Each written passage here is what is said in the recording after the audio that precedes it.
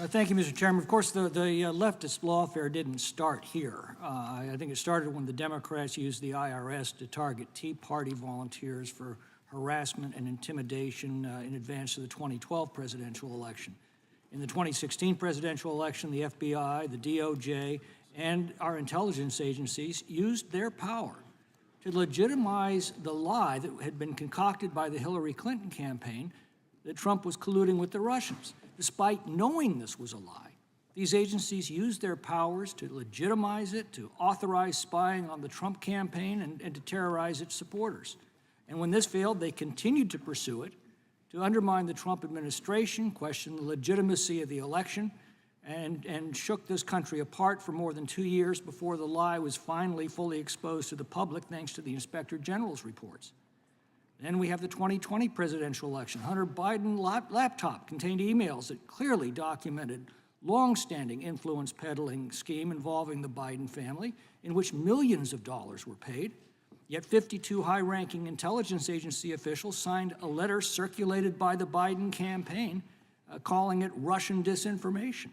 And although the DOJ had that computer in its possession and knew it was authentic, they suggested otherwise and then used their power to pressure social media companies to censor and suppress that story. Pollsters have reported that action alone could have decisively influenced the 2020 election. And now we have this. And I'm sorry to inform the ranking member, but Jack Smith was one of the principal figures in the IRS scandal. He had a history of prosecutorial misconduct, culminating with unanimous reversal by the U.S. Supreme Court. Yet he was the one appointed by the Biden administration to try to put their chief political opponent in jail. Biden's attorney general personally approved a raid on a former president's home despite strenuous opposition by career DOJ officials and by the local field office that would normally have had jurisdiction.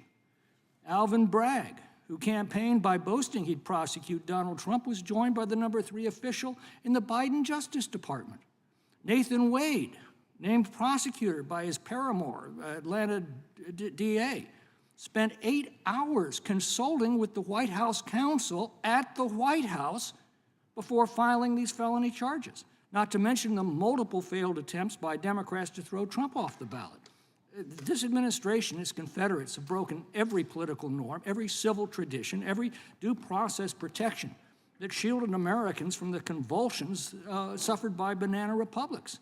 And we can now clearly see the full power of leftist lawfare.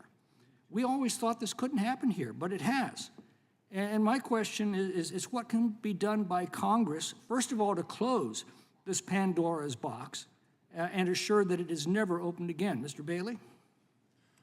I think this body has a duty to erect a wall of separation between tech and state to prevent government censorship of conservative voices on big tech social media platforms. As you pointed out, the deep state has actively suppressed information that interfered with the 2020 election.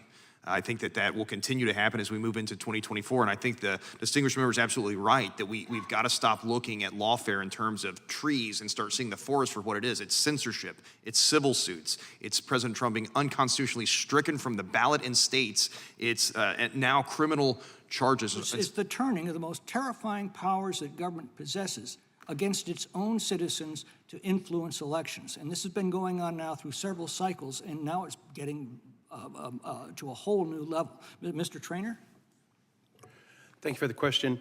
I think it really comes down to the fact that we have to get away from allowing government to be the weapon to interfere in political participation. How do we do that? I had the opportunity last year to testify before the House Administration Committee on this very issue of how complaints are filed with the Federal Election Commission and used to do nothing but go investigate political opponents under the guise of the federal government conducting a legitimate investigation, and they ultimately turn out to be nothing at all. In fact, the most infamous one that I talked about was a gentleman who spent $348 on a Facebook page. The allegation against him was that he had spent $23,000 on a Facebook page, and he spent 3.5 years being investigated. Right, and word gets out to anybody else, don't even go near the political process because you will expose yourself to this kind of liability. I know Tea Party volunteers who today won't go near politics for fear of invoking the harassment of the IRS. What really frightens me is what happens to our country